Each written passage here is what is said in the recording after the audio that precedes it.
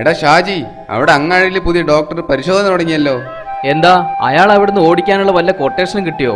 അയാൾ താനെ ഓടാനുള്ളൊരു സാധ്യതയുണ്ട്, അത് പറയാനാ വന്നത്. എന്നാൽ അത് ആദ്യം പറ. അവിടെ പുറത്തൊരു ബോർഡ് എഴുതി വെച്ചിട്ടുണ്ട്, ഫീസ് 50 രൂപ.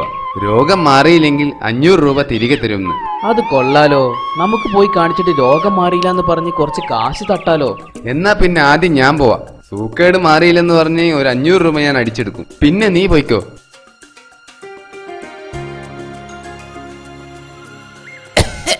അങ്ങോട്ട് കയറി പോര്. എന്താ അസുഖം? ഡോക്ടർ, എനിക്ക് രുചി അറിയാൻ കഴിയുന്നില്ല. ഇത് വളരെ സിമ്പിൾ ആണ് സിസ്റ്റർ. ആ 20-ാം നമ്പർ പെട്ടിയിലെ മരുന്ന് ഇയാൾക്ക് കൊടുക്ക്. ഛേ, ഇത് മണ്ണെണ്ണല്ലേ? അതെ, രുചി അറിയാൻ പറ്റുന്നില്ല എന്നല്ലേ പ്രശ്നം? മാറിയില്ലേ? 50 ഉറുപ്പ്യ വെച്ചിട്ട് പോയിക്കോളി. ഇയാൾ അങ്ങനെ വിട്ടാ പറ്റില്ല. നാളെ ഒന്നുകൂടി വരണം. ഡോക്ടർ, എന്റെ ഓർമ്മശക്തി നഷ്ടപ്പെട്ടു. ഇപ്പൊ ഒന്നും ഓർമ്മയില്ല. അതിനുള്ള മരുന്ന് ഇവിടെ ഉണ്ട് സിസ്റ്റർ. ആ 20-ാം നമ്പർ പെട്ടിയിലെ മരുന്ന് ഇയാൾക്ക് കൊടുക്ക്. അത് മണ്ണെണ്ണയല്ലേ? അതല്ലേ ഇന്നലെ എനിക്ക് വന്നപ്പോ തന്നത്? അപ്പൊ അത് ഓർമ്മയുണ്ട്. എന്നാ പിന്നെ നിങ്ങൾക്ക് ഓർമ്മശക്തി തിരിച്ചു കിട്ടി. ഫീസ് തന്നിട്ട് പോയിക്കോളി.